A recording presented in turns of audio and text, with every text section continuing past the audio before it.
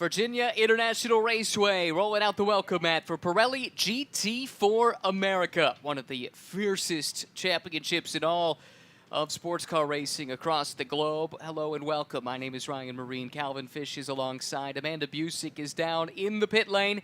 And it is a pleasure to have your company as we close in on the first of two races this weekend for this phenomenal championship about to get going, as the field is already on the circuit for the first of two formation laps. Fantastic track here at VIR. Calvin poses a real challenge for teams and drivers alike.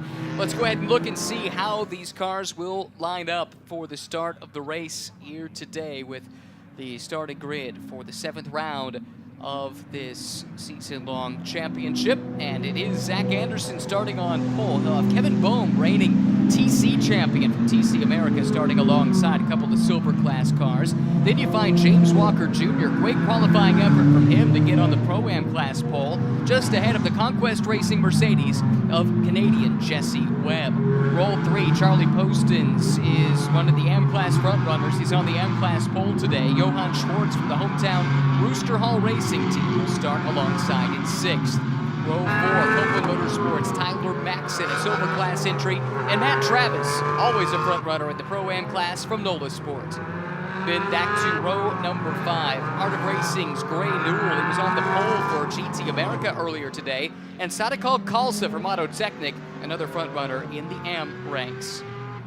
Down to the 6th row we go. Dr. Robert Mao starting in P11. Kevin Conway in the Pro-Am class, a Toyota Supra from Smooge Racing alongside. Then young Francis Seldor from ACI Motorsports, and Elias Sabo in the Pro-Am class from Flying Lizard Motorsports. That's row 7. Row 8 is made up of Ross Schwest from Schwest Povolato Racing and Paul Sparta from Random Vandals Racing in a BMW M4. Back in row 9, Art of Racing's Rihanna O'Meara Hunt and Brady Behrman from Vanderstur Racing starts 18th.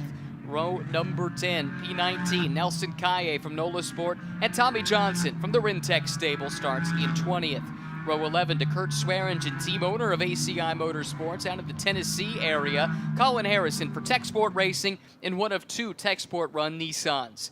Back to row 12, Matt Jaffe, Extreme Velocity Motorsports is the team. Joey Da Silva, he'll start alongside with his full season driver Isabella Robusto for the first time all year in 24th. Richard Edge and Anthony Girazzi back in row number 13.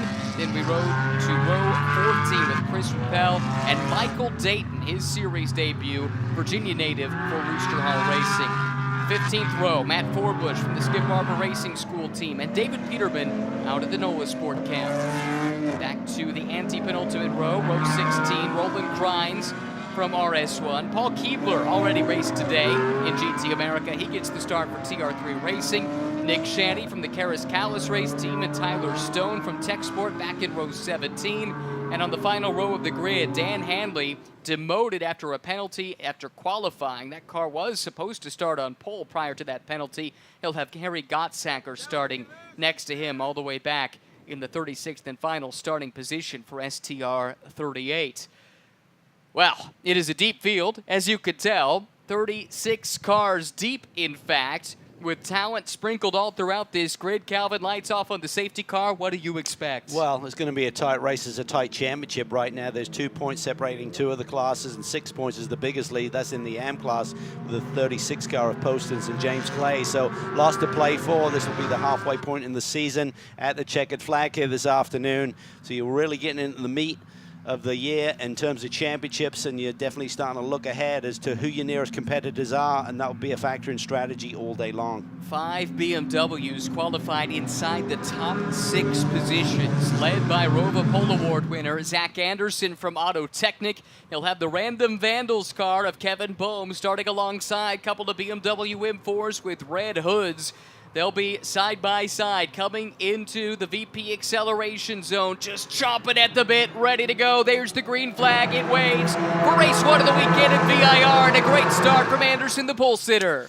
It really was. He timed that to perfection, just got it perfectly into the torque curve of that BMW. As you said, BMW's really strong here. Jesse Webb looking for a way through, but he may lose a spot there in the white and red Mercedes. Side-by-side acceleration there coming off of the horseshoe. Yeah, Webb was jumped. That was Charlie Postins, the leader in the AM class, able to make that spot. Saw Porsche go high, wide, and handsome around the outside of NASCAR Bend. Turn number 3. Oh, big moment there for the race leader, Zach Anderson, coming under pressure from Kevin Boehm. Yeah, pressure is on right there. Boehm's keeping it hard on the leader right now. That's 2 silver class running 1-2 at the head of this field. And for Zach Anderson, he really had to hang on to that BMW. Tire pressure's not exactly where they need to be yet on this opening lap. 2 drivers with the best opportunities of their racing careers running 1-2 at the front of the field, Anderson and Boehm, as the field snakes its way through Snake. Anderson drops 2 wheels. Boehm drops 2 wheels. That brings James Walker Jr. into the mix.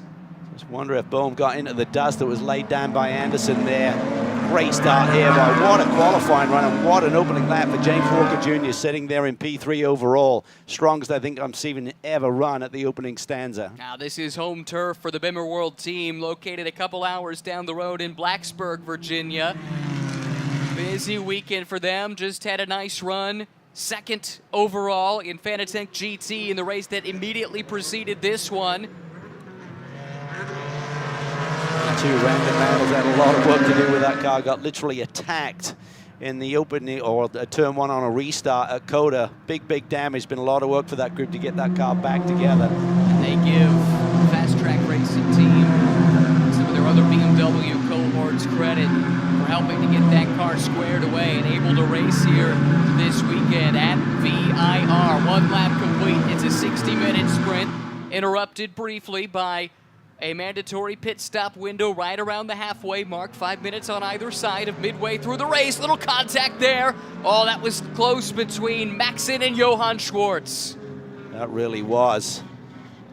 Kept it clean so far. I mean, we've seen them in some exciting racing throughout the course of this year, but also a lot of argy-bargy as well. So you got to really coexist around this racetrack. Give each other a little bit of racing room. Don't be too aggressive, otherwise this racetrack is going to bite you.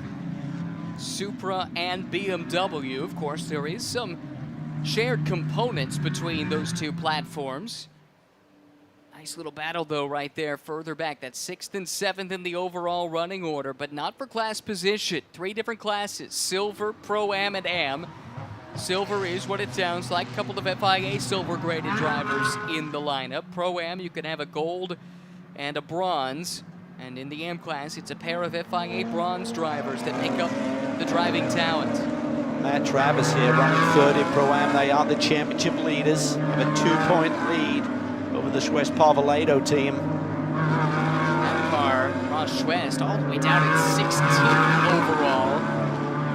This has the makings of a potentially very good day for NOLA Sport if things run as they do now, but of course they won't. It is Pirelli GT4 America after all, and a lot can change, including that position right there, swapping spots. Maxon dropping to 7th, Johann Schwartz up 1 more position. Again, showing the muscle of the BMWs here. They're looking so strong. I think they cover the top 7 spots other than Jesse Webb aboard the Mercedes, sitting there in P5. Johann Schwartz, his co-driver Colin Garrett, already won a race today in TC America. If he had had his way, he would have raced a touring car, a GT4 car, and a pavement late model all in the same day. His home track, where he's from, just down the road in South Boston, they're running tonight. He had a ride lined up if the schedule would have permitted it. It did not.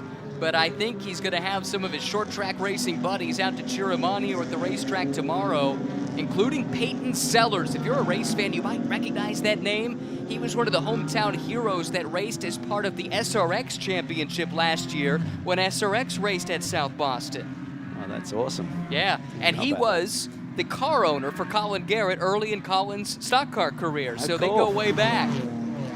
Yeah, it's being greedy, try to tackle another race here this weekend, but why not if the opportunity exists, right? He's a racer who wants to go for it all of the time. And you know what? He also told me that driving in this championship, Pirelli GT4 America, is like the road racing equivalent to a Saturday night short track race. You bump, you grind, you move someone out of the way if you have to. He feels right at home in this racing environment. Well, Zach Anderson continues to show the way. His co-driver is John Capestro-Dubets, and he's there with Amanda. We're starting to realize how valuable the pit out spots are. They have such a great vantage point all the way to turn 4. Standing by, and you're happy with the lead that Zach Anderson has so far. You guys come in as the points leaders. How does that sound? Scary at this point. You know, we have a long race still here ahead of us. Got probably 45, 50 minutes on the board, I would suspect at this point. Zach did an amazing job getting us that qualifying position and putting us out front. And we got everyone we're racing right there with us. I know this 34 car of Mackay, Stevens, and Webb's a big challenge, and they're right there in the points with us. Kenton and Boehm coming off a hard race there at COTA. I know they're hungry, and we feel that they might have the overall pace. We've seemed to race better just based on results, but they always seem to outqual us. So those two cars are out front. I think it could be very exciting late race. I think this is going to come down to who has more tire and who has the track position. We have a lot of guys that can get it done up there, and a little luck's probably going to play into today's result for sure. Thank you, JCD. Thank you. Had a great conversation with his co-driver, the leader here, Zach Anderson, walking through the paddock yesterday. And Zach told me, you know, this Auto Technic team, it does a lot with a little.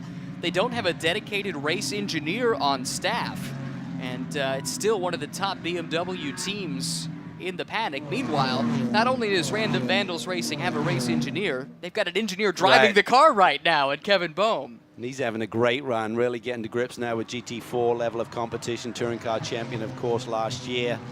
Just a great history in our championships. But he said it's been a big stretch, and he's learning quickly, though. He's really putting the heat on Zach Anderson for the lead here early. Jesse Webb, as he's done all season, continues to impress. Young Canadian, veteran of the touring car scene up north of the border, also has some short track racing, circle track experience, but flying the flag right now for any manufacturer not named BMW. He's right there in the 5th spot and putting pressure on the AM class leader, Charlie Postins, who has been on it all weekend. He really has. They have the championship lead. It's the biggest lead of all 3 categories in this GT4 America. 6 points in the AM division right now with the 438. But looked like the Mercedes actually wasn't losing a lot of ground down the straightaway. I thought the BMW would have the edge, but it looked pretty equal there. We'll see how it is down this front stretch here in the draft. If there has been an area where this Conquest Racing operation has struggled with the Mercedes this year, it has been straight line speed. You think back to the races at NOLA, where Mackay Stevens and Jesse Webb had to make some really aggressive maneuvers in the tight portions of that racetrack to make up positions. But I think you're right. BMW didn't seem to have much in the way of legs on the Mercedes that time down the front stretch. Yeah, and that's encouraging just from a raceability standpoint for Mackay Stevens and Jesse Webb to go chase down these BMWs running up front. It's just hard to, the dynamic is really awkward. It's really frustrating when you just keep getting gapped by 2 to 3 car lengths. So they seem to be in the mix here this weekend. 4th and 5th overall. Webb runs 3rd in the silver class. Anderson and Boehm, the 2 leaders in that class, also the leaders overall. The fastest lap of the day goes to Kevin Boehm, running in P2 right now, 1:55.1. These 2 drivers running mid-55, so he's got a little bit of an edge in performance early in the stint. Going to stay on these tires for 60 minutes. You got to manage that too. You don't want to just be the hero in the first half and turn the car over to your teammate with nothing left to fight with. Conditions are fairly favorable, though. It's been warm, but not oppressively hot, let's put it that way. And temperatures are starting to come down a little bit now. We're looking around 81 degrees Fahrenheit at the moment. It has been clear skies all day, so this track has been soaking up the rays, and I'm sure the track temperature has been climbing. 15 minutes away from that pit stop window opening. Minimum stop time is 70 seconds. We see Kevin Boehm putting the pressure here on Zach Anderson, trying to figure out a solution to this puzzle here. Looks like he can tuck his car a little bit better there coming off of turn 1. Kevin's a super clean driver. Doesn't make many mistakes, doesn't take too many risks, but continues to get the big results. But comes from front-wheel drive touring car racing. This is his first time racing a rear-wheel drive car. He's got a lot of test and development miles, though, for Honda on platforms like the NSX. Honda, but badged and Acura, of course, here stateside, Honda elsewhere. That's what his day job is an engineer for Honda. And does a lot of test driving for them. A club racer for many, many years, multi-time national champion at the SCCA level, including winning a runoffs here at VIR a few years ago. James Walker doing an excellent job here, leading Pro-Am. That's him going through Oak Tree right there, being chased by Postins and Webb. Really solid qualifying run and has not backpedaled at all. No. His closest pursuer, by the way, is Sadikal Khalsa, who has made his way up to 7th. This is the other Auto Technic car. So Zach Anderson in the sister car leads overall. Khalsa 7th overall, 2nd in Pro-Am. And Sadikal very new to racing at this level. I was told he was a very, very quick amateur driver racing in the club scene out on the West Coast, and a lot of endurance style racing. The sprint race format is new to him. I had a chance to bump into him in the paddock, and he's really loving VIR, first time here. And the team told me that it started to click for him at COTA. He started to find some of the pace they're used to seeing from him at the club level. And we're seeing that on full display, running easily inside the top 10 overall right now as an AM class car. See that once again coming out of turn 1. Zach Anderson likes to open up his hands a little bit to enable him to get the power down off that corner. Different lines, but doesn't seem to be much delta in terms of what it gives them in terms of sector time.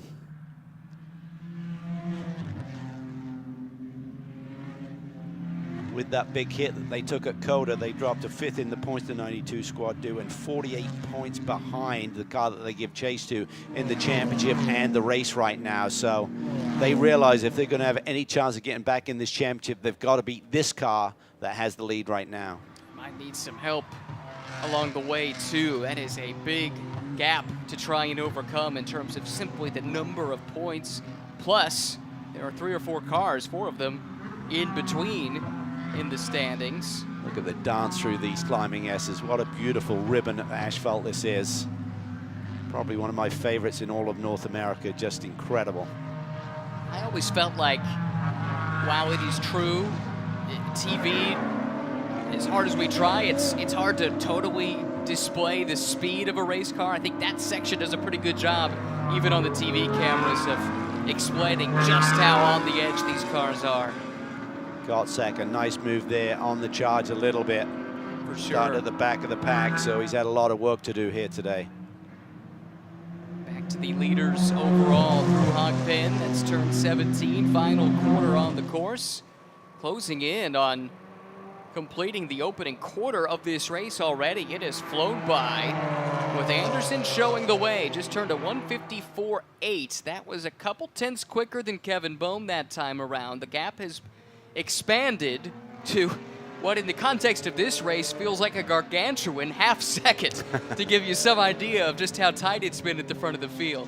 Yeah, everyone's executing at the highest level right now. They're just really hitting their marks, got into a rhythm. We survived that opening lap. We've got this massive field, and you're always a bit on tenterhooks to make sure that they can all get around here without getting into each other. But once you get into a good green flag run here, the racing is excellent. Jesse Webb continuing to work on Postins, the AM class leader.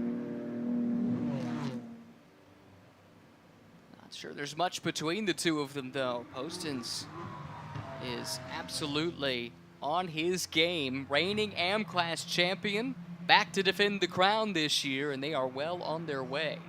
Spoke to him in the offseason, said, that's it, won my championship, gonna go away. But he's a racer, couldn't resist. Had the opportunity to come back with James and put together another championship campaign, it looks like. That's the old line, just when you think you're out, they drag you back in. Yeah, I think that explains this racing game pretty well. Hard to say farewell. This is Oak Tree. See all of the drivers using that curve on the outside. Schwest off and on, I think. Yeah, fighting with Gottsacker, who's already picked up another spot on this lap around Rihanna O'Meara Hunt, the Kiwi, to get to 16th overall, fighting with Schwest for 15th overall. Where we expect to see Ross. He's been on his game for the last couple of seasons. Of course, a champion in the GT4 ranks of GT America last year. Anderson continues to flex his muscle here. He was even quicker than Bohm. That was another 3/10 gained that last time by. Yeah, he's knocking in the lap times right now. It seems like he's determined to try and create a bit of a buffer here before we get to the pit stop window, which is still some 9 and a bit minutes away. Coming up on 16 minutes complete here in the first race of the weekend. Let's check back in pit side with Amanda. As you guys were talking about the 82 BMW of Bimmer World, I was talking to Colin Homer about just the partnership that we've seen between James Walker Jr. and Tyler McQuarrie this season, and he said that James has been so thrilled with the relationship that's been growing with Tyler, and after qualifying today was just so impressed with Tyler in his ear the whole time, that pushed for that #1 in class overall, but said that when I was going to go interview Tyler, he said, no, wait for James. He's never been on TV. I don't know about that, but it's been a little while, I think it's safe to say. I think I did interview him a time or two back in my day down in the pits. It's an excellent run, and I think bringing Tyler on board has really given James a new inspiration this year. He seems to be a different driver in terms of the bar being pushed a little bit higher to try and achieve the pace of his teammates, and he stepped up big time. He has. And he's had some good co-drivers. I mean, he drove with Bill Auberman for quite a while over the years, but getting new voices in your ear, that can be helpful. And Tyler McQuarrie is a young man who deserves this kind of shot. And I get the sense that James is a guy who loves giving an opportunity like this. And that might be a big part of the reason they've had such a good relationship. As we look at our CrowdStrike fastest lap of the race, Zach Anderson, 154.806. And he ran a 154.836 just this last time by. Bohm was 200s quicker, laying down his fastest lap, so he's responded to that little increase in pace that Zach is suddenly displaying by finding it, maybe looking at what the leader is doing and mimicking him. One thing Zach Anderson told me as we look at Kenton Cook, he just came off of a big win in the Fanatec GT race just shortly before this. I mean, he had to sprint from the podium to get to the pits to be there for the start of this Pirelli GT4 America race. Might be a little bit wiped out, wouldn't blame him, but a great win for him and for TR3 Racing to get that win overall here this weekend as Kenton deputizes for Ziad Gondor. It's Paul Sparta in a nice little battle here. That's with Kevin Conway a little bit further down the order. Random Vandals team has big aspirations. They're not settling here. Look for them to show me next year, but certainly in the next couple of years, I feel they'll have a GT3 entry. I think you're right. Started off as a team that did some amateur long-distance racing in series like WRL. Paul Sparta, who's in the car now, he's also the team principal. He's good friends with, I guess you would have to say now, ex-IndyCar driver Connor Daly. And Connor has driven with them in the past, including at the Indy 8 Hour when they ran a GT4 entry when that was still a thing a couple of years ago. Well, Paul is not afraid to invest and get the right people, and they've made a move to a new shop recently, and you know, they're doing all the right things. He has a big, ambitious game plan ahead of that team, so it's pretty cool to watch them develop. It was Tyler Maxson we were watching in the Copeland Supra. Got an M-Class car off and back on, a little bit further back. So we jump now back to Tyler Maxson, running in the 8th spot. And now a battle here. This has been brewing for a while. Jesse Webb finally sees his chance. He pounces and gets around Postins to get up to 4th overall. And now we'll have a chance to try and close in on the top 2 in the silver class, Anderson and Bohm. We are getting closer to that pit window open, about 5 minutes from now. So crucial laps here to position yourself for that all-important pit stop.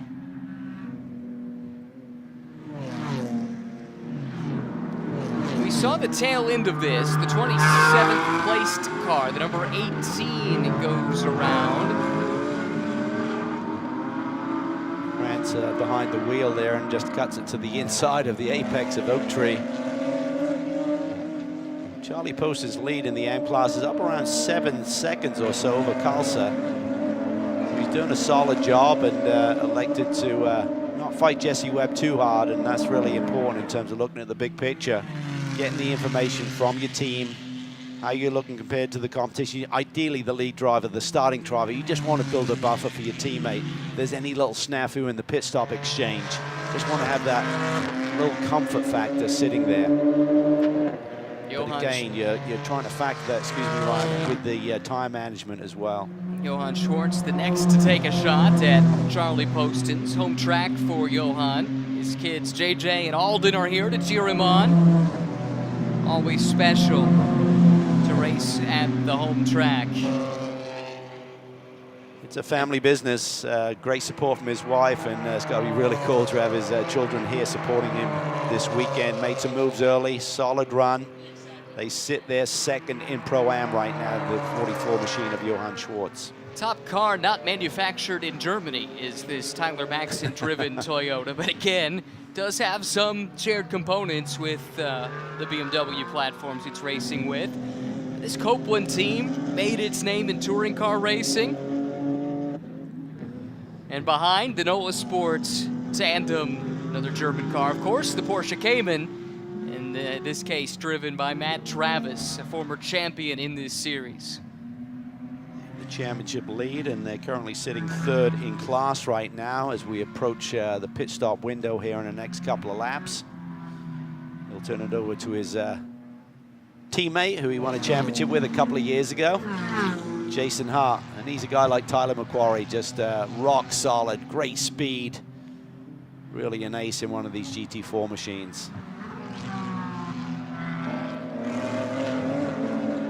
Love this little compression there. Then you climb the hill to the brake zone for turn 11. You kind of carry the brake and reduce the speed right to there. Try and keep a little bit of weight on the nose as you turn in. If you overslide the car and start to fire it back up, it's going to pick up the nose like a powerboat coming out of the water there through that corner. So you got to really time that and sync it together.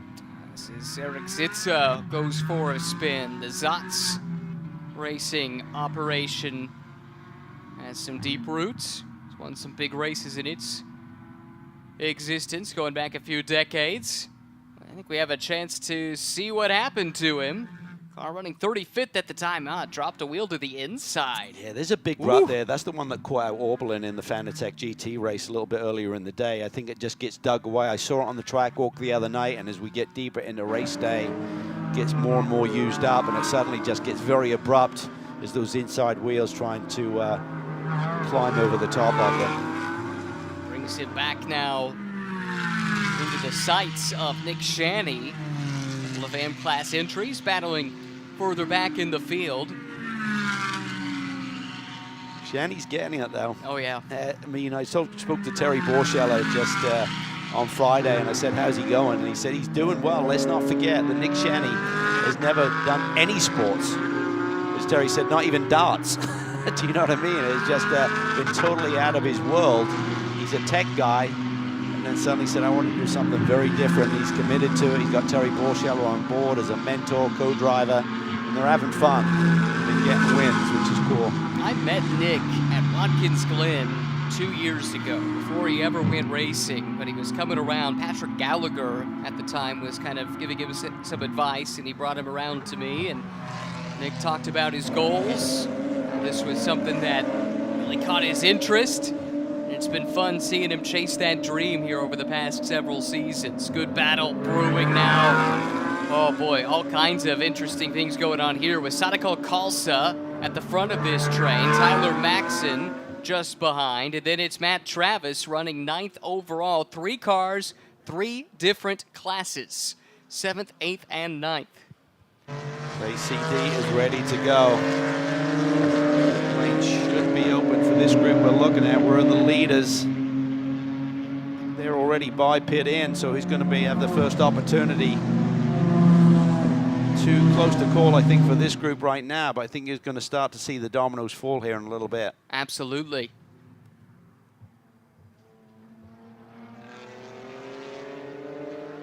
Frankly, a little surprised Conquest didn't take that chance, but here we go. I think it's so tight to call it. That's true. Here we go. This is Johann Schwartz in, Colin Garrett from nearby South Boston, Virginia, just about 30 minutes down the road. Former short track ace, ex-NASCAR driver. Did run a NASCAR race earlier this year, actually. And already a race winner here today in the TC America race that happened earlier this morning, climbing aboard for Rooster Hall Racing. And here comes the parade. Art of Racing comes in with one of its two cars. Nelson Kaye coming in one of the NOLA Sport cars. This is the Flying Lizard team going to work. Elias Sabo and Andy Lee. Elias turning it over to his driver coach. Helping him get that window net up. Again, no tire changes, no refueling. You can check tire pressures, bleed a little air pressure if you choose, but that's about the extent of what can be done in one of these pit stops. It's all about doing the driver change as smoothly and efficiently as possible. 70 seconds is the minimum pit lane delta, pit in to pit out, including the driver change. Leaders will now have an opportunity to make their first, hopefully only stop. Here they come. Top two separated by less than a second since the drop of the green. Zach Anderson from the pole, fending off the challenge from multi-time touring car champ Kevin Bohm. A couple of top-notch BMW teams. Look at this traffic jam in the pit lane, though. Bohm had to check up to get around the Nissan. He did. He may have lost half a second there, so let's see what happens with the 51 squad if they have an easy entry to the pit box. Out hops Bohm, in climbs a race winner in Fanatec GT earlier today, Kenton Cook. Should not affect them because you should have a little margin to work with, so even though he's delayed getting to his pit box, typically you got a little bit of a wait time anyway, so that'll just eat into that somewhat. Hood is up on the leading car. What do you make of that? Well, if he was running wounded and keeping the lead of this race, that is surprising. They got some time to work with here, so I'm not sure if that's the boost issue or what. Maybe brakes. Looks like working on master the fluid cylinder there, just topping him up. Maybe he's getting a long pedal there. See the car still stationary. That's indicative of the fact that they were able to do that in as little enough time that it doesn't delay their stop. There's the release and no change despite the service. Quick work from the Auto Technic team. That was excellent. That was really excellent to get that job done. He was obviously feeling something with the brake pedal. It'd be great to get his feedback on that opening stint there for Zach Anderson, but team was on it. It's kind of the reservoir, I believe, for the brake system. Just topping him up. He might have a long pedal.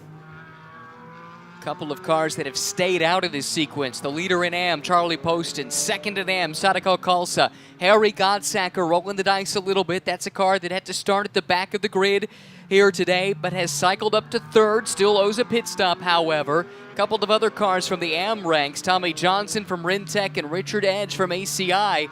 Fourth and fifth right now, but still owe pit stops. Great run for Gottsacker from the very tail end of this field here to get that car up to third, obviously with other drivers stopping, but to be that close to Charlie Poston, who's running up in the top 5 overall. He's only 17 seconds back, and he was 30 seconds back after the opening lap. And right now, he is running good lap times in clear air, no traffic in front of him, and as long as there's not a yellow, then Harry Gottsacker with his pace, this could be crucial for their strategy to try and leapfrog a couple of positions. Postons has come to the pits. The leader in AM has made his pit call. Auto Technic electing to keep Sadako Kalsa out. And we've got Mackay Stevens off. Turn 11, just got a little bit wide and you just can't get it turned. The car's on the wrong trajectory. The lines don't work. Racetrack is turning to the right. You're still kind of going straight on. STR 38 and Harry Gottsacker, they've got to be hoping that Stevens can drive away, and he does, because a yellow would have totally scuppered their strategy. Same thing for the Auto Technic AM class car of Kalsa. That is great news for them. A rare error from Mackay Stevens has him in the tire barrier, but he does drive away, however, much delayed. And now, effectively, the battle has almost cycled through. Just 2 cars, pit stops here at this stage, just past halfway. So Clay is back out there now aboard the AM leading car. And Mackay Stevens, we've seen it earlier today in the Fanatec GT race with a couple of our veterans. An absolute star drivers making mistakes. This is for position. This is now Tyler Gonzalez for Copeland Motorsports. He took over for Tyler Maxson and Colin Garrett, who's aboard for Rooster Hall after the opening stint from Johann Schwartz. Different classes, Silver and Pro-Am. That's right. But the Supra is really quick here this weekend. The Hanley Motorsports car had the pole positions, but they were taken away after some kind of issue on pit lane. I think it was some contact or something. I didn't really get clarity on that before we got the drop of the green here this afternoon. That affected them, I believe, for both races this weekend. But Parker Thompson has been super fast all year, and Dan Hanley, his co-driver, only 9 months into his racing career, has shown good promise. They've already won a race this season, so remarkable stuff for a team that formed just a few weeks before the start of the year. But that's happening off screen. What's happening on screen, again, is this battle between Garrett, who is chasing down Tyler Gonzalez. Oh boy, it is rough off the track there. He got wide and he paid the price. Yeah, that was like a bucking bronco there for that BMW. And for Colin Garrett, he's got to adjust. He's used to driving the TCX BMW, slightly different platform, so I'm not sure if that's what's catching him out, but he's just got to settle in and get a feel for this race car. Watching the de facto race leaders, once Kalsa and Gottsacker pit, and now they have. So these two have cycled back through to the lead. John Capestro-Dubets in the car that Zach Anderson started, but perhaps a braking issue. We saw the team working on something. And then there is the Kevin Bohm, who started this car from Random Vandals Racing, now under the controls of Kenton Cook, the top 2 on the racetrack, the top 2 in the silver class. Yeah, and for Kenton Cook, he's got to get back into the feel of this GT4 machine, coming off that brilliant victory aboard a Mercedes AMG less than an hour ago. So it's going to take him a while. Just your hand speed is different. Everything feels a little bit different, so it'll feel a bit awkward at first, but he's got a nice carrot in front of him to go chase. Tyler McQuarrie now runs 3rd overall. That's the leader in Pro-Am after the great opening stint from James Walker Jr.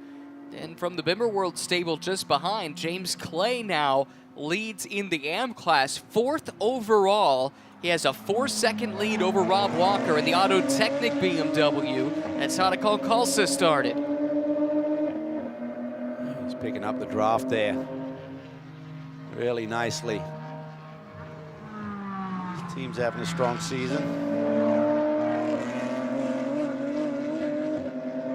Rob Walker now behind the wheel. Just his opening lap, I think they pitted later than pretty much everyone else. Yep, they stayed out along with Gottsacker. Gottsacker has handed that car over to Chandler Hull, and they are already up to 9th overall. Great recovery. Bit of a roll of the dice on the strategy to run long, but it paid off in spades.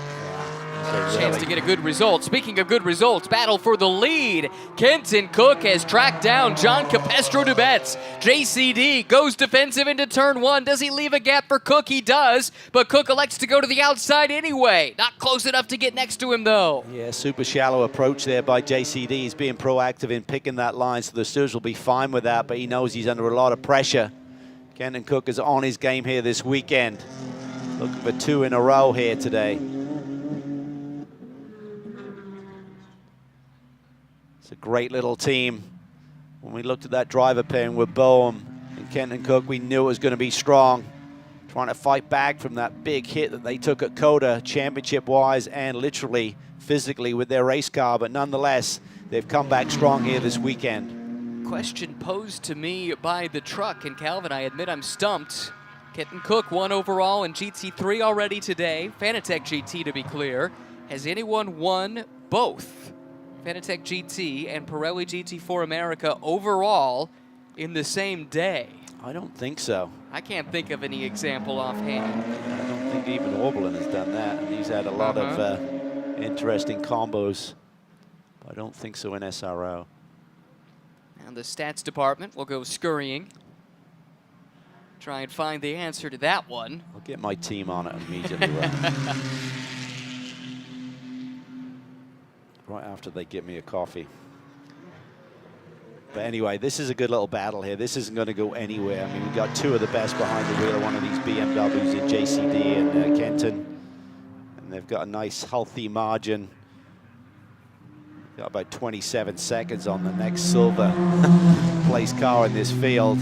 Macquarie's leading Pro-Am still. He's 10 seconds back, so he's not a threat. So nothing to worry about. Just focus on each other right here.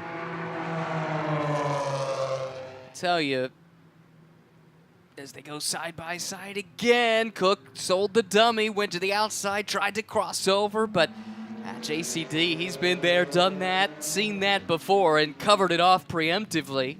I think for Ken and Cook, he realizes that he cannot afford for the 51 to win this race. They are the championship leaders. The 92 squad sits 48 points back as he now looks to the inside in turn 4. He is ramping up the pressure here. And the problem for JCD is when you start to run a very different line to what you're normally doing, that puts you on a different part of the racetrack. It can be dirty, it can catch you out. And if it's ever going to be dirty, it's in this race. This is the final race of the day. 4 other championships have already raced, plus we had qualifying this morning. And there's not much time in between sessions, barring the lunch break, to clean the track. So there's a pretty good chance there is a significant buildup of marbles offline. Just makes it that much more perilous. As David Hobbs would say, the clag is at its peak right now in terms of the marbles that sit off the racing line. So if you do make that little mistake, or if you run inside a corner, you can dirty up the tires. But right now, that gap has suddenly exploded a little bit. No question. Kenton Cook appeared to be probing for weakness. All of a sudden, JCD has gone on the counterattack and starting to pull out some pace, build that gap back. It was less than 0.2 of a second at the line last time by, and it is clearly much more than that now. Yep, let's see if he's not got the pressure on, if he can run his ideal line, if that gives him some lap time and he can maintain the gap or increase it even. Kenton's got a reset here, still plenty of time to go. Not a ton of traffic up ahead at this stage, but maybe by the checkered flag we'll see a little bit more. BMW is so strong here.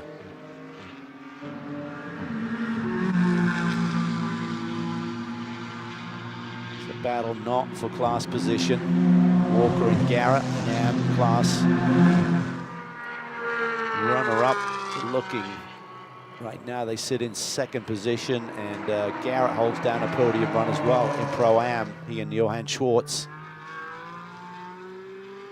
Interesting fight here. Chandler Hull in the car that Gottsacker started, clearing some lap traffic at the moment. Chandler continues that drive forward, 9th overall, but 4th in silver, and he's got a ways to go to get to Gonzalez for the next class position.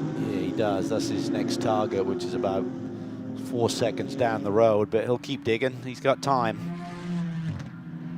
It's nice when you can see that opponent. I know you're getting the information from your team typically in terms of what the gaps are, but when you can see it, just gives you that little extra inspiration. Car behind is Chris Allen. M-Class car runs 3rd in that class, but Chris is quick. We've seen that this season, and he's right there hounding Chandler Hull for 9th overall. Back to this fight. Yeah, he and Mao have had a win and a couple of podiums. Sits second in the AM-Class Championship right now, just 6 points back of Postons and Clay. Rob Walker in the 253 from Auto Technic. Thought we were going to see a spin with the way the camera darted back. But the 253 car, 7th overall. Colin Garrett hot on his heels. Garrett is where? 3rd in Pro-Am at the moment. He's looking up the inside, and Walker's not going to fight. an out-of-class car. So 7th overall now to Colin Garrett. Now he just needs to get through Tyler Gonzalez to get a chance at Jason Hart for next position in his class.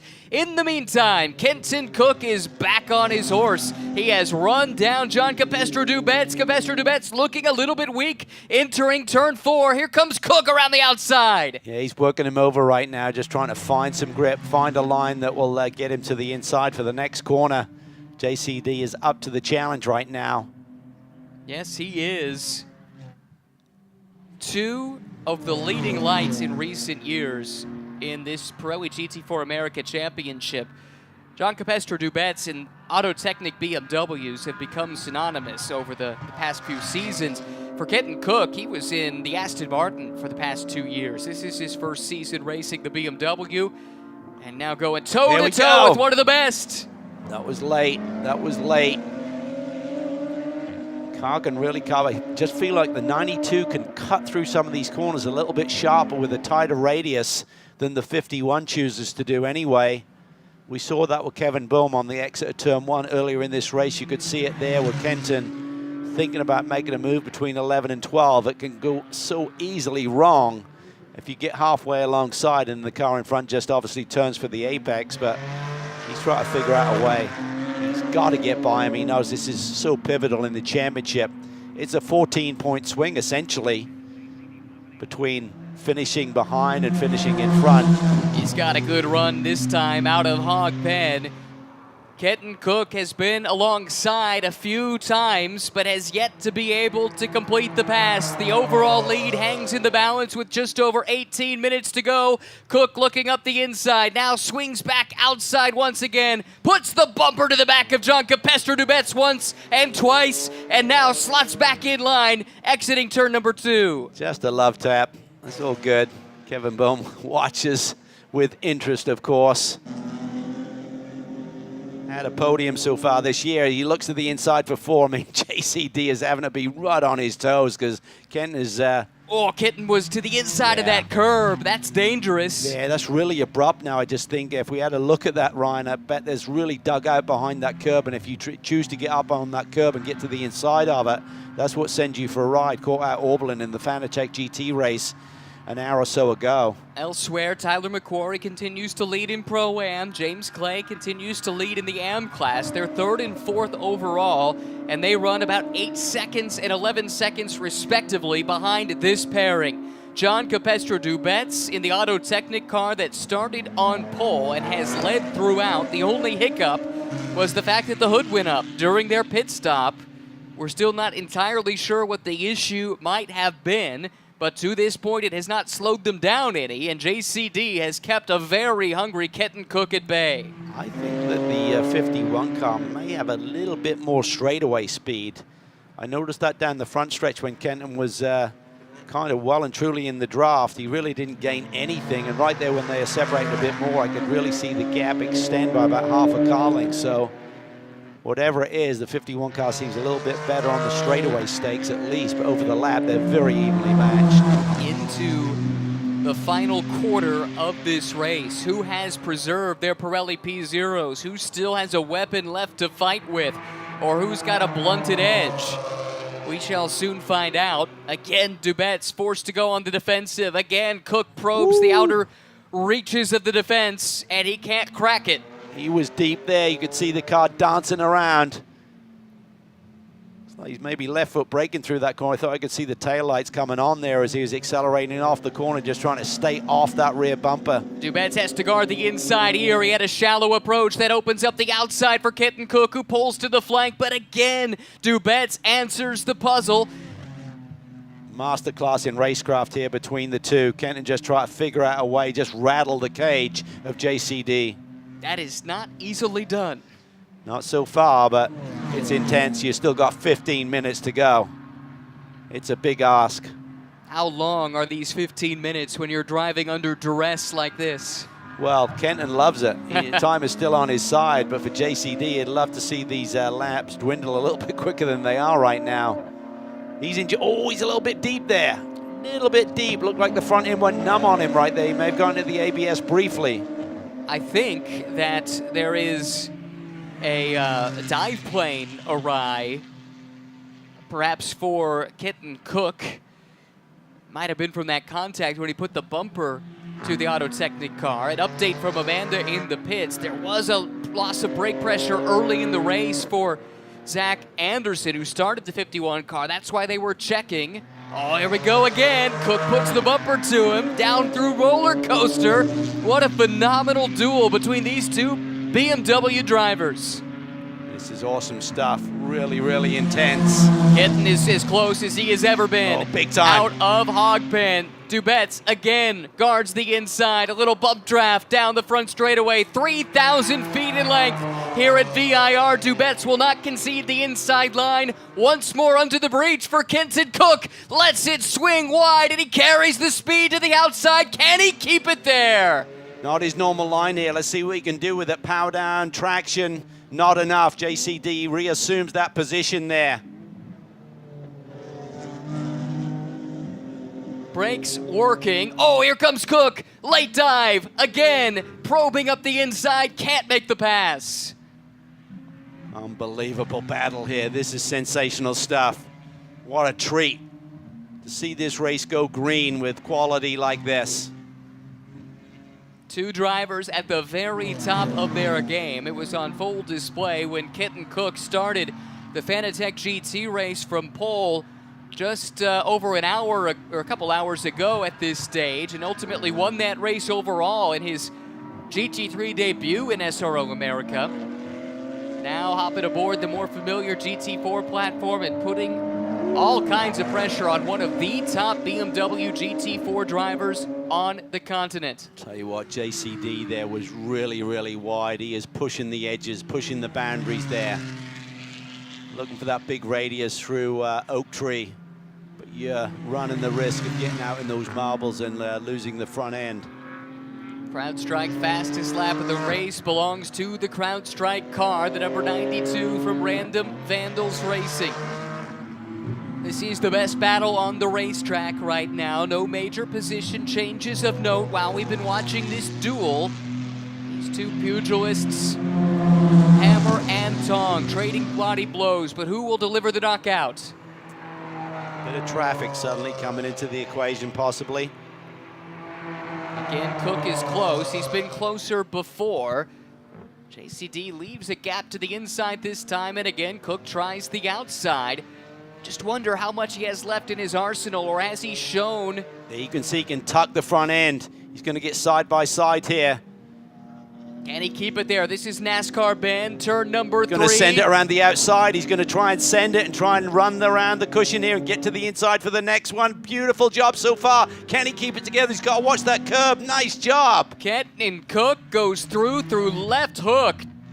Cook to P1, looking for a second overall win in two different platforms here today, but John Capestro Dubets will not go quietly into the good night. He's right there in the slipstream. Total class right there. That was just beautifully set up. Exit of turn 1, he was thinking 2-3 steps ahead, realized where he needed to get that car, knew that the grip was there as well. Fantastic. Now he's got the hammer down. He wants to try and escape the clutches here of JCD immediately, then hit his marks, try and maximize that lap time. Again, let's put this into the context of the championship. It was a disastrous weekend at COTA for the Random Vandals pairing, especially in race number 2, but neither race was particularly stellar. And this put them on the back foot. The car everyone is chasing in the silver class is the one that Kenton Cook just passed for the lead. This is what they absolutely must do to get back into the championship fight. And it's huge in the points. Instead of losing 7 points, you're gaining 7 points. It's a twofer when you're in a battle like this. You need it, as we talked about this being the halfway point in the championship at the checkered flag here tonight. Tyler McQuarrie, what a strong run from the Bimmer World team that calls Virginia home. Tyler runs 3rd overall, leads in Pro-Am. And behind him, also from Bimmer World, it's James Clay, team owner, running a strong 4th overall after Charlie Postins stuck that car up towards the front in qualifying and kept it there in his opening stint. 10 minutes to go at VIR. Yeah, just a really solid day on home turf as well. They know this racetrack so well. Do a ton of racing here, do some big endurance races over the years. So they've got a big notebook to work with this BMW, and they're putting in a play here today. A couple of cars to keep an eye on.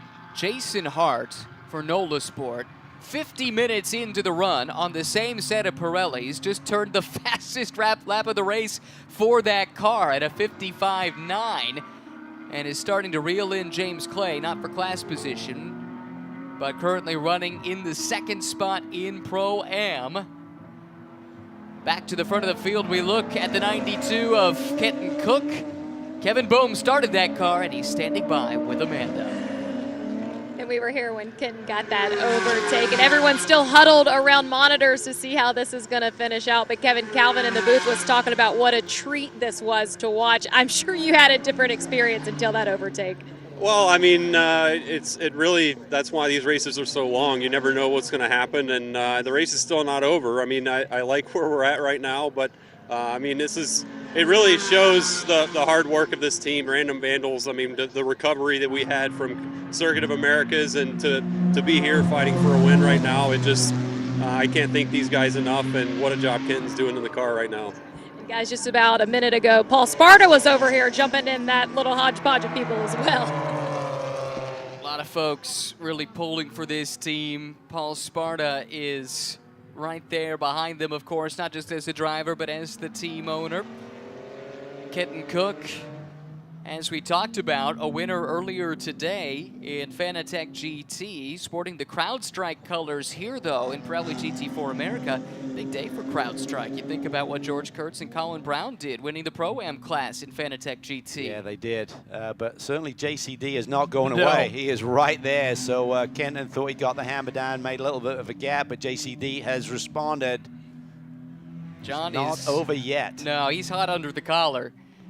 And he is putting in some quick lap times, was a couple tenths faster than Kenton Cook. I do wonder, after sitting in traffic for basically the entire race, how much different that car feels in clean air for Kenton, and how much of an adjustment that would be. It would. You're going to be more efficient with the airflow. I mean, those dive planes were obviously had a little bit of damage. They're really effective. And, you know, if you're out front, it's going to give the car a little bit more grip, but you're going to change the balance maybe a little bit at the same time. So big adjustment, making the move from the GT3 Mercedes into this GT4 BMW, running in traffic versus clean air. But that's what these guys are able to do, is to make those minute adjustments and still deliver. So with JCD, I think, is just a little bit quicker. It's subtle. I mean, it's subtle. I'm probably looking to see something that maybe is not there, but I just feel the 51 car just has a slight edge, maybe 1 mile an hour on the straightaways. Doesn't take much. The advantage swings back the other direction. Kenton Cook certainly through the tighter stuff. To your point earlier, it looks like that car, it just does what he asks it to do a little bit easier than JCD's platform right now. Yeah, JCD is just flowing through the circle. It seems like the Kenton Cook and Kevin Bohm, number 92 machine, just cut the angles a little bit sharper, carved the corners a little bit tighter, and that allowed him to work him over there and make that move. Strong day for the NOLA Sport car. 5th overall, Jason Hart and Matt Travis. 2nd currently in Pro-Am, and the leaders in the non-BMW category. Yeah, and you just got to accept that. It's horses for courses. The BMW's strong here, the Porsche is stronger at other circuits, and you just got to recognize today is not going to be our day. We need to maximize our result, whatever it may be, and right now it's for P2, so it's still really solid points, and just go take it. These guys know that, though. They've been through the wars, won their long-awaited championship in Pro-Am 2 years ago after coming tantalizingly close each of the previous 2 seasons. Not sure there's a driver pairing that has racked up more wins in Pirelli GT4 America over the last half-decade than Jason Hart and his longtime co-driver Matt Travis. Let's hear more about the team now with Amanda. I was standing by with Matt Travis, and on the YouTube stream in the chat, Scott Noble was saying, "Go 47, go Hart." So a shout out to Scott Noble in this team. That's right, part of the championship winning lineup last year. Alongside Jason Hart, Good to hear from you, Scott. Glad you're tuned in. Wish you were at the racetrack, though. You could see that car right on the edge through turn 11. That is beautiful. You could almost see that inside wheel just right on the verge of lock up there. Just really pushing hard. Under 5 minutes to go. What a battle this has been between these two teams. I think this is the biggest gap there has been all race long, barring the pit stops, between these two. Yeah, it just looks like Kenton's really getting off a hawk pen, that final corner on the front straightaway very efficiently. He was wide at the exit of 2, though, and that's brought Capestro Dubets right back into the mix. Keep digging, Kenton. JCD is not giving up yet. You're going to have to be on your game here.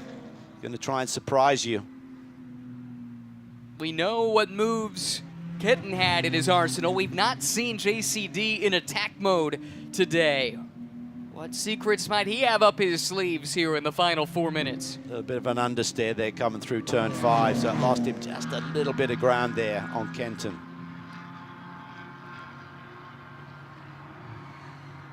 Climbing S is up to South Bend, turn number 10. That's at the top of the hill. Then the plunge back down before the slight rise into the brake zone here for Oak Tree. Then the 4,000-foot drag strip that is Madison Avenue. Although, that said, I don't know many drag strips that have a little curve in them, nor ones that go up and down quite like this. Yeah, it's basically 3/4 of a mile, so it's a real dyno run here. Talk about the BMWs just being so strong, don't seem to have any weaknesses on this circuit. Tipping it into the roller coaster, coming down here, hitting your marks, hitting your gates, trimming those curves without eating them up too much right when you got to make this turn right here. Pretty evenly matched right there. I thought Kenton had a little advantage in previous laps, but there's a nice clean corner there for JCD, gives him good exit speed. 2 laps to go. These leaders running laps just under 2 minutes, less than 3 minutes on the clock. Cook goes on the defensive. Here comes JCD late on the brakes. Any concerns about that brake pressure firmly in the back of his mind at this point? This is as close as he's been. Let's not forget that Kenton did give JCD a few little love taps earlier in this stint, so maybe JCD will repay that here in the closing laps to maybe open the door a little bit. It's looking like it could be a great day for the Random Vandals team. We got a shot at Kevin Bohm in the back of Paul Sparta's head. There. Paul Sparta's co-driver Al Carter runs 3rd in the AM class right now, so a chance at 2 podiums for their 2 cars as things run, but potentially the top step of the podium. We do have traffic up the road. That's one of the Tech Sport Nissans not too far ahead. Car continuing with this development process, getting a lot of attention from Nissan. They have engineers again here this weekend.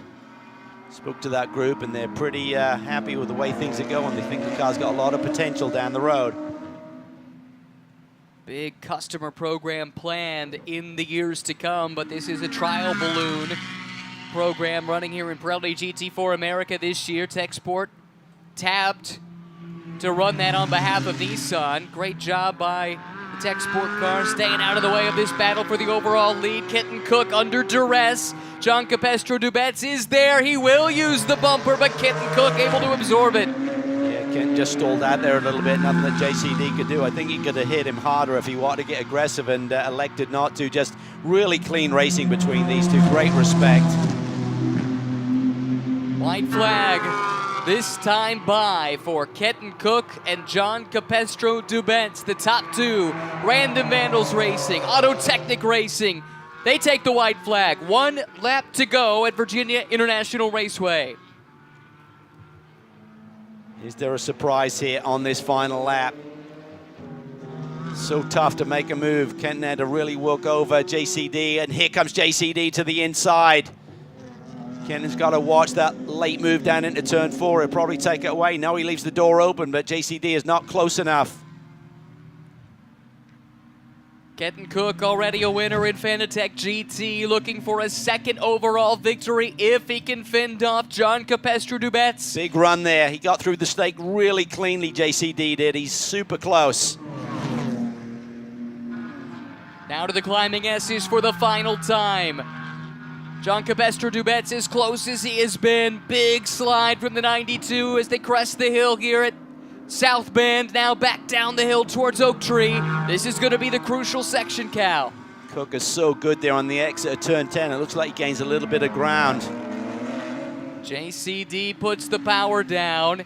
He's within a car length. Can he get a run? Can he make a move? We got a waving yellow. That could really help out Kenton Cook, because I believe a bump and run. Oh, there's the car. They're going to clear it. They should get a green flag station before they get to the brake zone, I believe. The move is on. If he's close enough, will John Capestrao Dubets send it? He can't quite get alongside.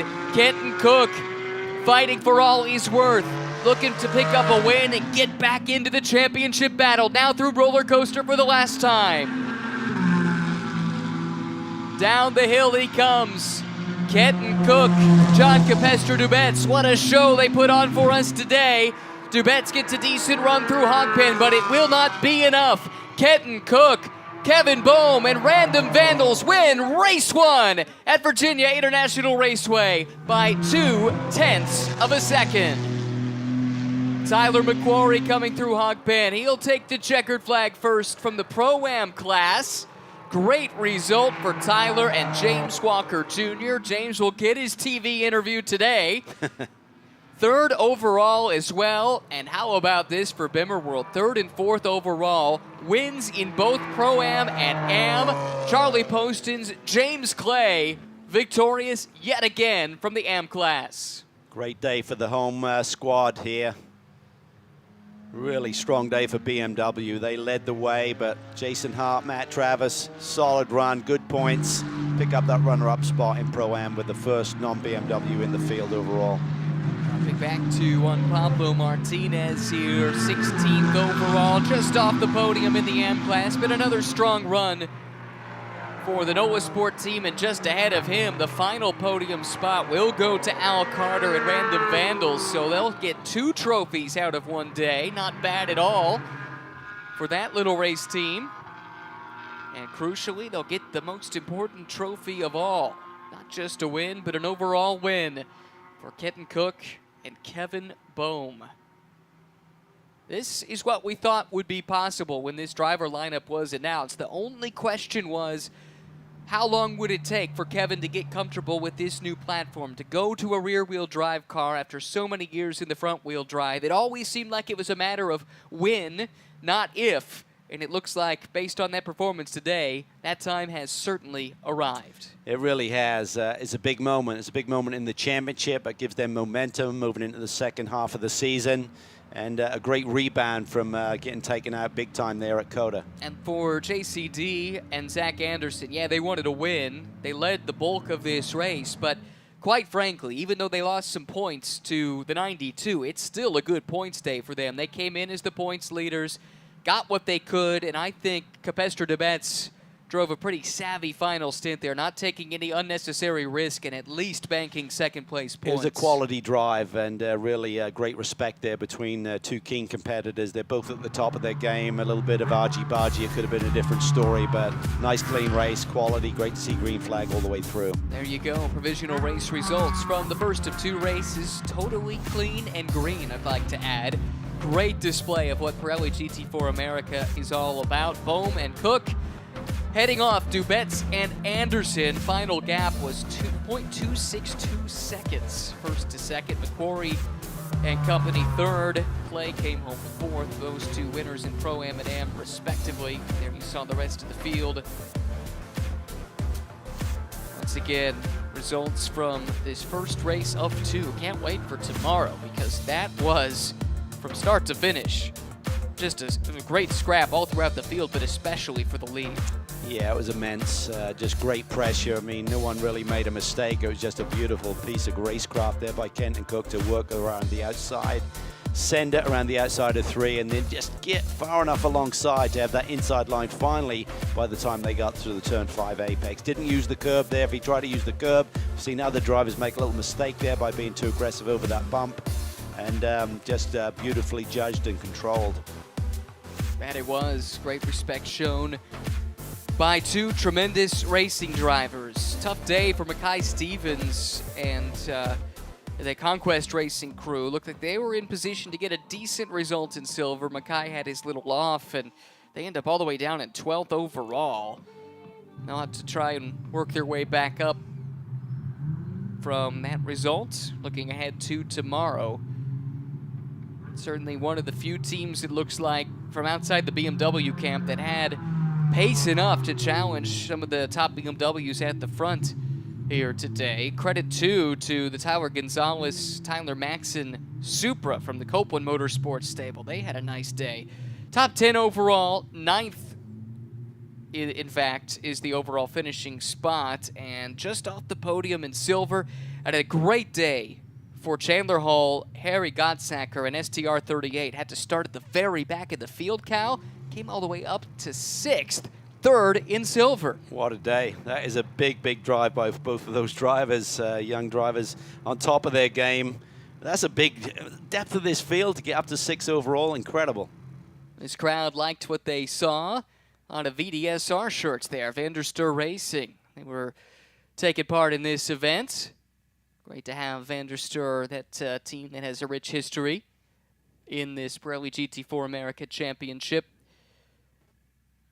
Well, fun day out at the racetrack, and more on tap tomorrow. Full day of action with 5 series, including Toyota GR Cup North America, of course, GT America powered by AWS, TC America powered by Skip Barber, Pirelli GT4 America, and then the big show at the end of the day, Fanatec GT World Challenge America powered by AWS. Makes for a full day at one of these SRO America events. Great value, though, for those that have come out to the racetrack, and great to see so many campers here trackside for this event this year, which continues to grow. SRO America has been coming here since 2017, and it just feels like a part of the series fabric at this stage. Big thanks to Connie Nyholm and Kerrigan Smith and the rest of the crew here at VIR for rolling out the welcome mat for every one of us here with SRO. There's your Pro-Am winning car. James Walker Jr., Tyler McQuarrie, Bimmer World getting a big win. They've got a lot of local support here. There's a big Bimmer World bus, quite literally a bus, painted in Bimmer World colors just on the hill from our commentary position. So they'll be celebrating a pair of wins, both in Pro-Am as well as in the Am class. There is McQuarrie climbing out, getting a big hug from James Walker Jr. Oh yeah, this is gonna be a fun interview. Can't wait to hear from them. Big, big result for that pairing. And the Bimmer World team, there's the bus. Great job, crew. That's what I was talking about. That's about a stone's throw from where we're sitting, Cal. And I think everyone left. They went down to celebrate. We'll steal a beverage from them. That's right. It's been a fun day. Let's hear from our Pro-Am winners, James Walker Jr., Tyler McQuarrie, standing by with Amanda Busick. James, I was talking to Colin Harmer about just this partnership this year, and he said how much that Tyler has been in your ear and motivating you and an inspiration. What has this season been in where you're at now? It's tremendous. It's been 4 years at Bimmer World. That whole team we have fused this year. He's just one piece of the puzzle. He gets a lot of credit, not all of it. But it's just the team, the car, the prep, the testing, the coaching, the speed, the pace. And it's my mom's birthday. Happy birthday, Mom. It's just freaking, thank you. Thank you. It's tremendous. Yeah. Tyler, as all the pieces start to come together for this team, what's possible between you two? You know, we're in a really good position. The whole Bimmer World team has just been doing so awesome, and we're just on a roll. And this is my first year running with James Walker, and he is absolutely killing it. It's so fulfilling to watch him just like progress, and just watching him start up front today was awesome. And you know, we're in a championship hunt, and we're head down, focused, no mistakes from here on out. We're going for it, and Bimmer World is doing awesome. Congratulations to these guys. I do see that our overall winner has made their way to the winner's circle. I can only imagine the conversation between Kevin Boehm and Kenton Cook. And Kenton, I'm going to start with you just because of the day that you have had. Lovely to see both competitors chat with each other. And Kenton, I just want to pause on this moment that you're having. You come from the GT3 race, you back it up and double up here with the GT4. Your wife's been watching along. In your entire racing career, how will this day rank? It's a good one. Yeah, man, VIR is good to us. Earlier today, obviously, a little hiccup then, but last year with B Sport and the years before that, you know, getting our first podium as a team there, then getting our first win as a team here, and then now with Kevin, our first win as a team here. Man, this guy did a hell of a job, so I can't thank these guys enough, and Kevin for being a hell of a co-driver, and man, the one above. Can you just talk quickly on the battle between you and JCD? I think you had all of us on the edge of the seats the entire race. He is probably the hardest guy to pass ever. So he locks down the inside like nobody's business, so I had to figure out another way around him, and I guess I rode the rim a little bit and was able to cover him there. So, but man, that was a awesome racing with JCD. Every time I've been with him, it's always super tight, super good racing. And I can't ask for a better guy to race with, so, and this guy. When you look at how COTA finished for you guys at the last race, you just finished your 6th race together. We knew there were high expectations for this team, but did you know that success would come this soon? Well, I think honestly we expected it a little bit earlier. We've been fast all year, and I think there's been several times where it just didn't happen for reasons out of our control. And I think now that we had an event and we were able to just kind of roll with everything the way it's supposed to work, then we were able to show what we can do. And man, just hats off to Kenton for that heck of a pass. And I mean, just to do this for Random Vandals, what a cool way to get them on the top of the podium overall. And CrowdStrike and AWS and everybody involved. It's just so cool to finally get the result that we've been working really hard for all season long. Congratulations, guys. And then one last interview to cap off an amazing day here at Virginia International Raceway. The winners here in the AM category, Charlie Postins, and we look at where you guys are in the season. Where does the BMW really flex itself at this track? I got to be honest, the car is performing everywhere. To be honest with you, it's.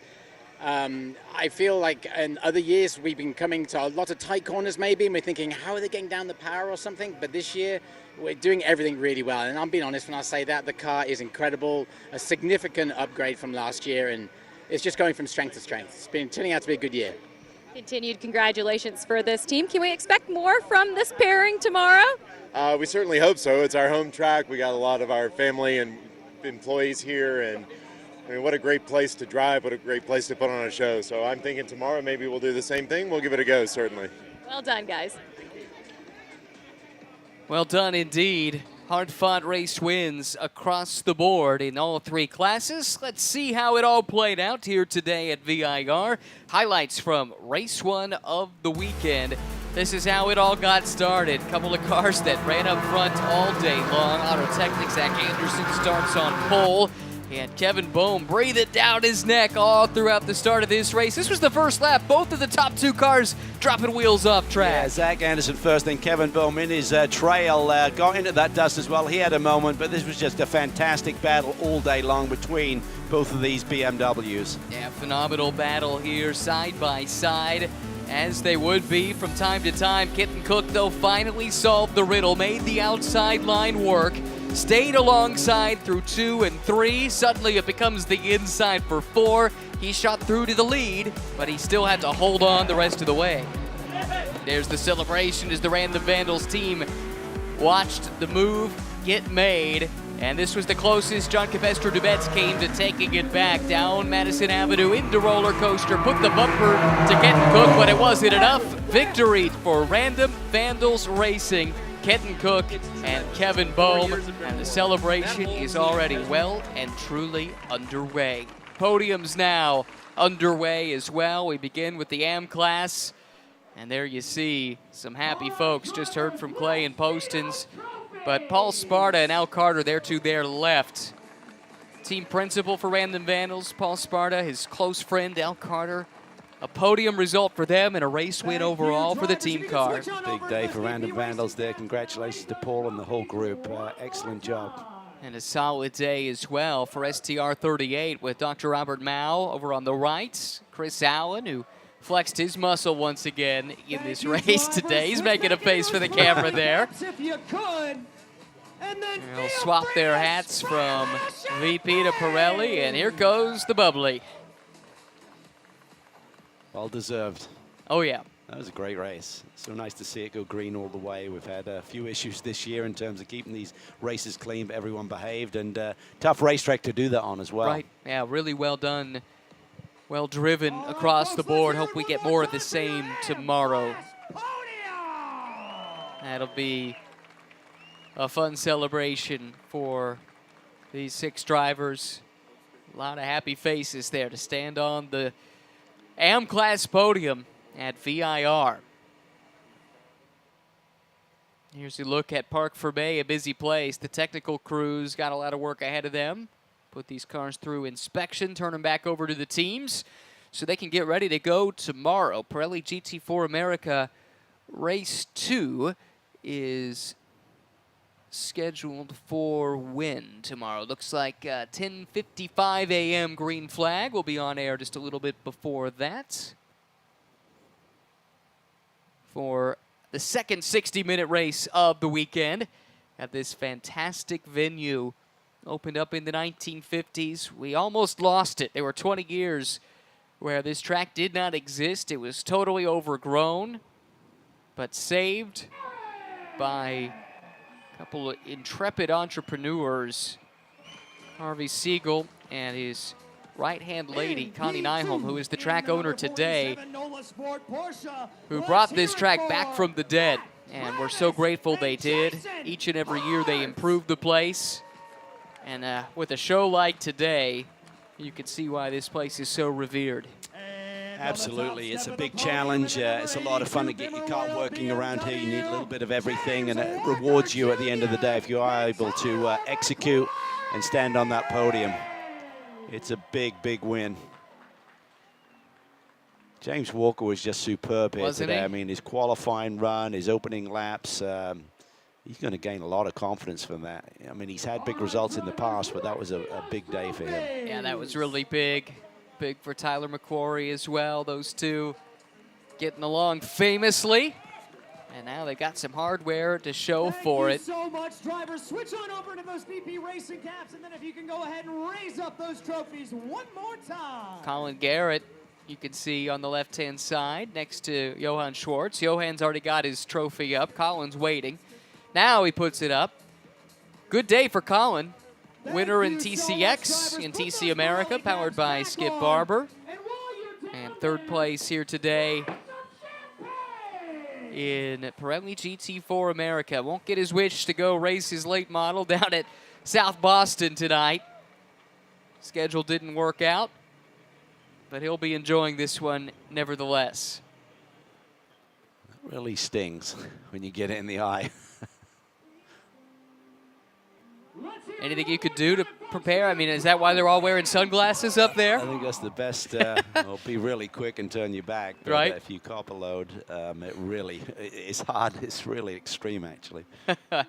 This is a man in Calvin Fish speaking from experience. Spent some time up on podiums in your... Well, fair enough. Sticks with you, though. One more podium to go. And then is the silver class. Kenton Koch, what a day. What a day for Kenton Koch. This one will be hard to top, but he's got to try and do it tomorrow. I love that the first thing he was still concerned about was the mistake he made right? in the pit stop. Which didn't ultimately cost them anything. I know. That's a great point. What a competitor he is. Yeah, definitely. I can guarantee he will be stopping in the right box tomorrow. Yeah. Well, actually, that shouldn't matter. He won't have to do the pit stop, will he? He'll have the second stint in that Fanatec GT race. But anyway, you get the point. We wait for our silver class podium to make their way up. This was maybe the drive of the day, quite frankly, from the very back of the pack to the podium in the silver class for Gottsacker and Hull. Yeah, second podium of the day for Chandler as well. He and Bill Aublin had a strong run earlier today in Fanatec GT. That's right. You know, one of the things that stuck with me was seeing JCD coming over to congratulate Kenton Koch on that finish. That was really cool to see. So much respect after the race shown between those two. But the respect they showed to each other on track as well was noteworthy. Yeah, just 1% more aggression would have been a totally different story. It could have ended in tears. That was Sure. really hard, close racing for lap after lap, corner after corner, and they kept it All right, clean. drivers, let's see those trophies. Very cool to watch. Now there you see on the left-hand side, STR38, Harry Gottsacker on the far left, Chandler Hull next to him. Then in the center, Bohm on the left, Cook on the All right, drivers, switch on over to those BP Anderson racing caps and then go and ahead and raise Dubets those from trophies left in to the air right. one more time. over for the Auto Technic team that came so close to picking up the win in this race. What a great duel it was all race long. 60 minutes, no holds barred between Random Vandals and Auto Technic. Well, as these drivers shake their champagne and celebrate a hard-earned podium, we say farewell for today, but we'll be back again tomorrow. Thanks for joining us. Hope you enjoyed Race 1 for Pirelli GT4 America from VIR. Back your way with Race 2 coming up in just under 24 hours.